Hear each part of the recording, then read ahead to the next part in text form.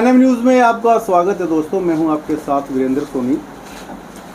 स्वागत है आपका हमारे BN24 न्यूज़ चैनल पर। इस वक्त हम मौजूद है बरवाला शहर के अंदर और जैसा कि आपको पता है हरियाणा विधानसभा को लेकर के आगाज हो चुका है, जिसको लेकर के 2024 के विधानसभा चुनावों को लेकर कर विशेष आज बरवाला हल्के के विधायक जोगीराम सिहाग हमारे साथ मौजूद हैं, जिसको लेकर के विशेष बातचीत की जाएगी बरवाला विधानसभा को लेकर के। आइए विधायक जी, स्वागत है सबसे पहले तो आपका हमारे चैनल पे। धन्यवाद। विधायक जी, अगर हम सीधी बात करें तो जैसा सुनने में भी आ रहा है और ऐसे आसार भी लग रहे हैं कि बरवाड़ा विधानसभा के जो चुनाव है उसमें आप बीजेपी पार्टी से आप अपना नामांकन डालने वाले, क्या ये सही है? ये तो समय बताएगा वीरेंद्र भाई जी, क्या सही है और क्या नहीं है। अभी तक तो मैं जो है ना बीजेपी में भी नहीं हूँ, जेजेपी में नहीं हूँ, फ्री व्यक्ति हूँ। ठीक है। हाँ, तो जैसा समय आएगा उस हिसाब से निर्णय लेंगे। अभी समय के अनुसार या ये कहें कि अगर पार्टी की ज़रूरत के हिसाब से भी देखा जाए तो एक ऐसा कैंडिडेट जो एक अच्छी छवि अपने इलाके में रख रहे हैं, तो उनकी नज़र आपके ऊपर? वो तो भारतीय जनता पार्टी के शीर्ष नेताओं की बात है। रही बात मेरी, मैं जो है शुरू से ही भारतीय जनता पार्टी के विचारों का व्यक्ति रहा हूँ, उनकी नीति और कोई विश्वास करने वाला व्यक्ति हूँ, क्योंकि वो देश और प्रदेश हित में बात करते हैं।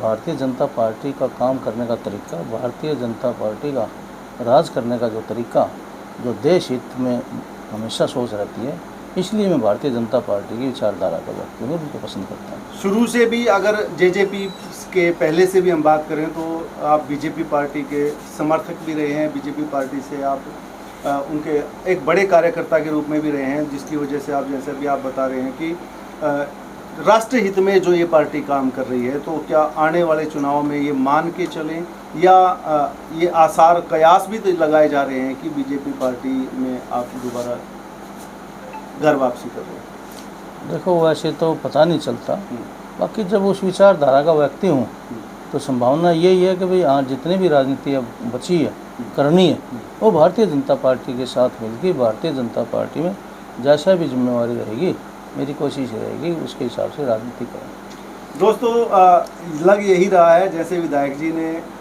इनडायरेक्ट वे में भी ये चीज़ बता भी दी है कि हो सकता है आने वाले विधानसभा चुनाव में बीजेपी पार्टी से चुनाव लड़ें। जैसा और भी सुनने में आ रहा है कि अगर उकलाना से हम अनूप धानक की बात करें या रामनिवास सुरजाखेड़ा की बात करें, वो भी जैसे जेजेपी को एक हिसाब से छोड़ चुके हैं, अपने सभी दायित्वों से इस्तीफा दे चुके हैं। जैसे भी दायित्वों के साथ साथ वीरेंद्र भाई मैं बता दूं, दोनों मेरे अच्छे मित्र हैं जी, और एक पार्टी में थे हम और सरकार में साथ साथ काम किया, साथ साथ रहे, तो मुझे उनका पता है कि उन्होंने प्राथमिक सदस्यता से भी रिजाइन कर दिया जननायक जनता पार्टी के।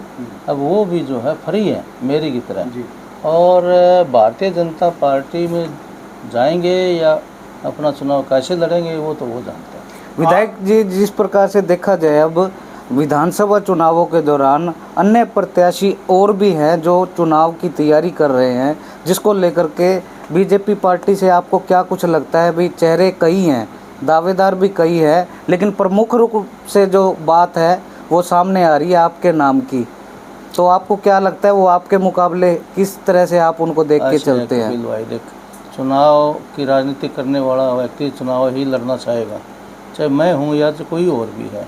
संगठन की राजनीति करने वाला संगठन की बात करता है, चुनाव की राजनीति करने वाला चुनाव के बारे में सोचता है। इसमें कोई बुरी बात भी नहीं है। जो भी दावेदार हैं, चाहे वो बीजेपी के हैं, कांग्रेस के हैं, इन लोगों के हैं, अपनी अपनी पार्टियों में सभी दावेदार हैं और दावेदारी जिताना कोई बुरी बात नहीं है। भारतीय जनता पार्टी में भी जितने साथी हैं वो भी अपनी दावेदारी जिता रहे हैं और जिताने भी चाहिए। जिस प्रकार से देखा जाए विधायक जी, आप देखा जाए अन्य पार्टियों के जो नेता है, प्रत्याशी है, विधानसभा स्तर पर पूरी अपनी तैयारी के साथ में लाव लश्कर के साथ में रैलियां कर रहे हैं और आयोजन कर रहे हैं, जिसको लेकर के, लेकिन बरवाला हल्के के विधायक ने अभी इस तरह का कोई विशेष कार्यक्रम या अपना कोई प्रचार सेवा अभी तक आपने शुरू नहीं की पाई। मेरा तो आप लोगों ने पता है कपिल भाई, मैं तो 5 साल से विधायक हूँ, तो ऐसा कोई दिन नहीं होगा जिस दिन मैं हल्के में नहीं हूँगा। और रही बात लाव लश्कर के साथ तो चुनाव का समय जो नए चुनाव के टाइम में आते हैं वो उतरते हैं। अब मैंने कोई कह दे भाई लाव लश्कर में रोज़ कहाँ से रखूँगा लाव लश्कर, लोगों ने काम भी करना होता है, बेफजूली खर्चे भी हैं, मैं तो अपनी गाड़ी रखता हूँ हमेशा से, और अपने साथ जो साथी हैं जहाँ जाता हूँ वहाँ होते हैं, तो इसलिए लाव लश्कर की ज़रूरत नहीं होती। मैं नहीं मानता विधानसभा जो के हमेशा पब्लिक के बीच में रहने वाले व्यक्ति को इस तरह की लाव लश्कर या दिखावा करने की ज़रूरत है। विधानसभा के पिछले अगर सत्र की बात करें तो आपको बेस्ट एमएलए का अवार्ड भी आपको मिल चुका है, और आप मनोहर लाल खट्टर जी, केंद्रीय मंत्री मनोहर लाल खट्टर जी के भी काफ़ी नज़दीकी माने जा रहे हैं, जिसकी वजह से लोगों को ये लग रहा है कि अब की बार आप बीजेपी से लड़ेंगे। क्या यही कारण है? देखो, मैं भारतीय जनता पार्टी की सरकार में सहयोगी था और आज तक भी सहयोगी हूँ। तो जब जननायक जनता पार्टी ने समर्थन वापस लिया तो मैंने उसी समय बिना सोचे समझे ये कहा कि मैं सरकार के साथ हूँ, मेरा समर्थन जो है सरकार के साथ रहेगा।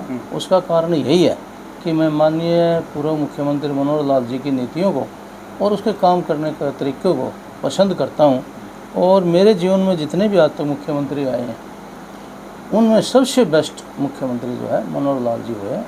आने वाले समय में तो हो सकता है और भी बढ़िया आ जाए, लेकिन अब तक मैं उनको सबसे बढ़िया मुख्यमंत्री। बरवाला के इतिहास रहा है विधायक जी कि एक एमएलए 2 बार चुन के कभी नहीं आया।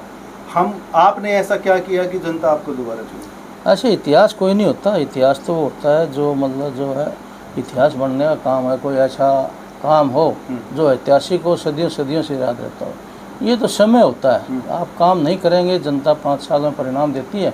आपने जो जैसा काम किया, जैसी मेहनत की, उस हिसाब से जनता फैसला करती है। किन नीतियों को लेकर आप दोबारा आओगे? मैं तो अपने काम को, हमने जो काम किया या जो मैं कर पाया, कोशिश करी है मैंने, तो यदि अगर मैंने सही किया, मैं जनता की नीतियों पे खरा उतरा हूँगा तो जनता मुझे भी दे देगी, जनता मुझे भी मतलब नकार देगी। बरवाला भी देना चाहिए, ये देर में जनता की उस पर नहीं खरा उतरा। बरवाला विधानसभा के क्षेत्र की बात की जाए तो क्या कुछ आपने विशेष रिपोर्ट कार्ड अपना तैयार किया है विधानसभा चुनावों को लेकर के? मेरा रिपोर्ट कार्ड विकास का जनता है, जनता सब जानती है, और मेरे स्वभाव में भी है। बिना मतलब के जो है एडवर्टाइज, बिना मतलब के पत्थर लगाना, इस प्रकार का मेरा स्वभाव नहीं रहा। इसीलिए मैं मीडिया में भी ज़्यादा नहीं होता और मैं लाव लश्कर के साथ भी नहीं होता। और ये जो गली का 100 फुट का टुकड़ा बनाया और उसके ऊपर पत्थर लगाने का काम किया, इसमें भी कोई मैं पसंद नहीं करता। कोई बड़ा आयोजन हो, बड़ा काम हो, कोई करोड़ों का काम है, माननीय मुख्यमंत्री हरियाणा सरकार लगाती है, उसमें वो एक पत्थर मैंने रखता है। और बहुत से साथी मैंने देखे हैं 100 फुट की गली का भी पत्थर दीवार के अंदर चिपका देते हैं। इस तरह का मैं कभी भी पसंद नहीं करता और इस सोच का व्यक्ति नहीं। रिपोर्ट कार्ड जो है वो मेरी जनता है, और वो जो है आने वाली 1 तारीख को जो है बटन दबाकर जो मेरा जो भी सिंबल होगा उसके ऊपर बटन दबाएगी तो मैंने सही काम किया। यदि अगर उसके विरोध में दबाएगी, इसका मतलब मैंने सही काम नहीं किया। मेरा तो वही रिपोर्ट कार्ड। लोकसभा चुनावों की अगर बात करें विधायक जी की, हमारा जनता का भी ये ऐसा आइडिया था और खासकर पार्टी का ये आइडिया था कि 10 में से 8 सीट कम से कम बीजेपी पार्टी जीतेगी, मगर कांग्रेस ने उसको बराबरी पर लाके खड़ा कर दिया। क्या उसका असर विधानसभा चुनाव पे नहीं पड़ेगा? देखो, उसका क्या नाम, वो चुनाव अलग था, और दूसरा वो जो है 9 विधानसभाओं से होगी इकट्ठा होके आता है। 1 में जीत जाता है, 4 में जीत के 1 विधानसभा जो है उसको कवर करके वो हरा देती है। वो परिणाम अलग होते हैं, विधानसभा के अलग होते हैं। और रही बात 5-5 आने की, तो लंबा चौड़ा फर्क नहीं है। इतना फर्क तो जो है ना विधानसभा के अंदर उलट पुलट होते देर नहीं लगती। कांग्रेस के अंदर जिस प्रकार से देखा जाए 5 सीटें लोकसभा की जीतने के बाद ये तय माना जा रहा है भी आगामी सरकार कांग्रेस की आने वाली है, जिसको आपको क्या लेकर के चलते हैं? मैं ये लेके चलता हूँ कि जो भी चुनाव लड़ते हैं, कांग्रेस ही नहीं, इन लोग ये मानते हैं कि आने वाला समय मेरा हमारा है, हमारी सरकार बनेगी। चुनाव लड़ने वाला हर व्यक्ति जो है जीत का चुनाव लड़ता है, वो सोचता मैं जीतूँगा, लेकिन इसका परिणाम जनता के हाथ में होता है। जनता तय करती है अभी कौन जीतेगा, कौन सरकार बनाएगा। कांग्रेस छोड़कर राज्यसभा सांसद के लिए सीट के लिए आई किरण चौधरी फिलहाल भाजपा की तरफ से उम्मीदवार घोषित की गई है, उसको लेकर के क्या कुछ मान के चलते हैं भी बीजेपी से के अंदर आने से उनका क्या कुछ प्रभाव पड़ेगा इसको? देखो, जो नेता बड़े नेता होते हैं वो पार्टी में शामिल होते हैं या पार्टी से जाते हैं, नुकसान होता है। पार्टी के अंदर आते हैं तो उसका फ़ायदा होता है, पार्टी के अंदर उस इलाके उसके साथ लोगों का जुड़ाव होता है। तो इसी प्रकार किरण चौधरी जो है अपने यहाँ आई है भारतीय जनता पार्टी में, तो उसका नेचुरल बात है, वो चौधरी बंसीलाल जी के बेटे की बहू है, उस परिवार से, उस ख़ानदान से है, तो भारतीय जनता पार्टी को उसका फ़ायदा ज़रूर मिलेगा। कल बरवाला के अंदर एक शंखनाद रैली का आयोजन किया गया है, जिसको लेकर के काफ़ी भारी तादाद में महिलाएं व पुरुषों ने इस रैली के अंदर अपनी भागीदारी की है। तो आप क्या कुछ मान के चलते हैं, बरवाला के अंदर जो सत्ता पक्ष के नेता हैं या विपक्ष के नेता है, उस पर क्या कुछ प्रभाव पड़ेगा इसका?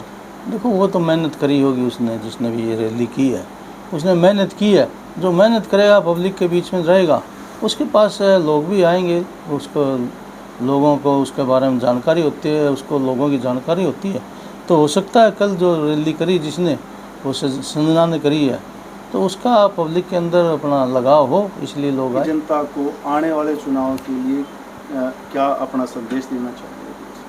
मैं तो यही कहना चाहूँगा, यदि मैं 5 साल आप लोगों ने मुझे मौका दिया और आज यदि अगर मैं आप लोगों की आशाओं पर खरा उतरा हूँ, तो आने वाले समय में भी 5 साल के लिए आप मुझे मौका दें, ताकि मैं अपना प्रयास जो है, जो काम स्टार्ट है और जो काम किसी कारणवश रह गए सरकारी उसमें, तो उनको पूरे कर सका। मैं तो यही कहूँगा कि आने वाले समय में जो है देश हित में, प्रदेश हित में जो भी हो वो सोच कर फैसला करें। दोस्तों, ये थे हमारे साथ बरवाला हलके के विधायक जोगीराम सिहाग जी। ज़्यादा जानकारी के लिए आप हमारे चैनल के साथ में जुड़े रहिए, और ये खबर आपको कैसी लगी कमेंट करके कमेंट बॉक्स में ज़रूर अपनी बात शेयर करें। धन्यवाद। NM न्यूज़ से बात करने के लिए आपका धन्यवाद। Thank you.